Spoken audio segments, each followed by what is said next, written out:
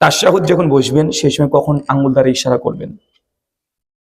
যখন আত্মীয়তার বৈঠকে বসেছেন, সুনান নাসাই 1288 নম্বর হাদিস, আবু হুরায়রা রাদিয়াল্লাহু তাআলা আনহু, ওয়াইল বিন হুজরের সূত্রে হাদিস বর্ণনা, নবী যখন তার সাথে বৈঠকে বসতেন, আত্মীয়তার বৈঠকে বসতেন, তখন তিনি দোয়া মানে দোয়া যখন করতেন ভাররিকু, তখন তিনি ইশারা করতেন। মানে যতক্ষণ দোয়া চলবে ততক্ষণ ইশারা চলবে। কথা বুঝতে পারলেন না মনে হয়? যতক্ষণ দোয়া ততক্ষণ ইশারা। কিছু কিছু আহলে হাদিস ভাইরা এইভাবে করে, না এত জোরে নাই, কিবলা দিকে মুখ থাকবে, ইশারা হারকাত করতে হালকা করে, কথা বুঝতে পারছেন? এবং ইশারা হবে এইভাবে। কিছু কিছু ভাই আছে বলছে ইল্লাল্লাহ বলে টুক করে নামে নিল, এই মর্মে কোনো সহিহ দূরের কথা, জাল হাদিসও নয়, এটা হুজুরদের তৈরি করা। কাদের তৈরি করা? হুজুরদের তৈরি করা। জি, ইমাম বাইহাকির একটা আসার পাওয়া যায়, ইমাম বাইহাকির ফতোয়া যে ইল্লাল্লাহ বলার সময় তুলতে হবে, এটা ইমাম বাইহাকির মত। তো ইমাম বাইহাকি তাদের কথা অনুযায়ী তিনি শাফি মাযহাবের। কোন মাযহাবের? তুমি কোন মাযহাবের? তো তুমি শাফি মাযহাবের ফতোয়া নাও কেন? ওটা ইমাম বাইহাকিকে তো শাফি বলে তারা। 458 হিজরিতে মৃত্যুবরণ করেছে ইমাম বাইহাকি রাহিমাহুল্লাহ। তার একটা কথা নকল করে বলে যে ইমাম বাইহাকি রাহিমাহুল্লাহ বলেছেন ইল্লাল্লাহ বলে টুক করে নামে নিতে হবে। তুমি তো ইমাম আবু হানিফার মুকাল্লিদ, আবু হানিফার মধ্যে থেকে একটা দলিল পেশ করো। আবু হানিফা রাহিমাহুল্লাহ বলেনি যে এই একবার তুলে টুক করে নামে নিতে।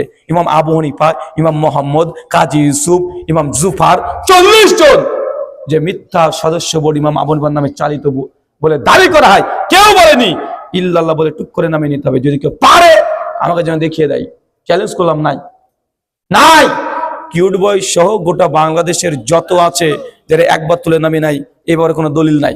বলেন আপনার কিউট বয়কে নিয়ে এসে দেখাতে। ও কেন? দারুল উলুম দেওবন্দ থেকে যদি কাসেম নানদবিকে যদি কবর থেকে তুলে নিয়ে চলে আসে, তারপরে দেওয়া সম্ভব নয়। কষ্ট পেলেন? আমি আমার দেশ নিয়ে বলেছি, আপনার দেশের বলিনি। আমি দারুল উলুম দেওবন্দ কোথাকার? ভারতের। আমি বললো তো আপনার সমস্যা কোথায়? রাগ করবেন না, খবরদার। কেন বলেন তো? আমি তো আমার দেশ নিয়ে বলেছি। মাওলানা আশরাফ আলী থানভী বাংলাদেশি না ইন্ডিয়ান? আরে পুরো কওমি সিলসিলাটা ইন্ডিয়াতে তৈরি হয়েছে। কোথায়? উত্তরপ্রদেশ, দারুল উলুম দেওবন্দ। এই যে দারুল উলুম দেওবন্দ, আপনার বলছে দেওবন্দ আবার কি ভাই? দেওবন্দ মানে এটা স্থানের নাম রে ভাই, উত্তরপ্রদেশের দেওবন্দ জায়গার নাম। হিন্দুরা নাম দিয়েছিল দেওবন্দ, কেন জানেন? দেউ এটার মানে কি? দেউ মানে শয়তান, বন্দ মানে জাল, মানে এখানে শয়তানের জাল, জায়গাটা শয়তান দিয়ে পরিপূর্ণ আছে। দেওবন্দ মানে কি? ওটা হিন্দু সনাতনীরা নাম দিয়েছে, আমাদেরকে বলে যে আহলে হাদিস নাম দিয়েছে ইংরেজরা, দেওবন্দ নাম দিয়েছে হিন্দুরা। কথা বুঝতে পারলেন না? এখনো দেও মানে কি?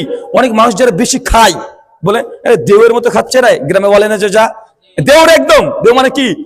মানে পেট আত্মা বুঝায়, খারাপ বদ আত্মা বুঝায়। দেওবন্দ মানে এখানে শয়তানের জাল, মানে সবগুলো। তো দেওবন্দ সিলসিলা কোথাকার? ভারতের। ওই যে ভাই তাবলীগ জামাতের বিরুদ্ধে আপনি বলেন কেন? আপনি ইন্ডিয়ান মানুষের বেটা।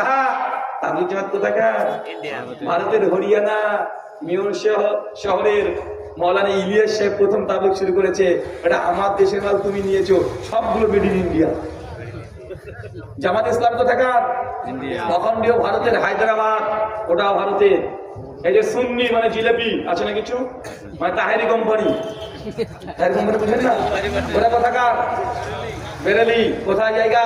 উত্তরপ্রদেশের রায়বেরেলি। তার পাশে যে বেরেলি একটা জায়গার নাম তৈরি হয়েছে, যা আছে মেড ইন ইন্ডিয়া। তাই আমি যদি তাদের বিরুদ্ধে বলি, আপনার রাগ করার দরকার নেই, কারণ আমি আমার দেশকে বলছি, আপনার তো সমস্যা কেন? সুতরাং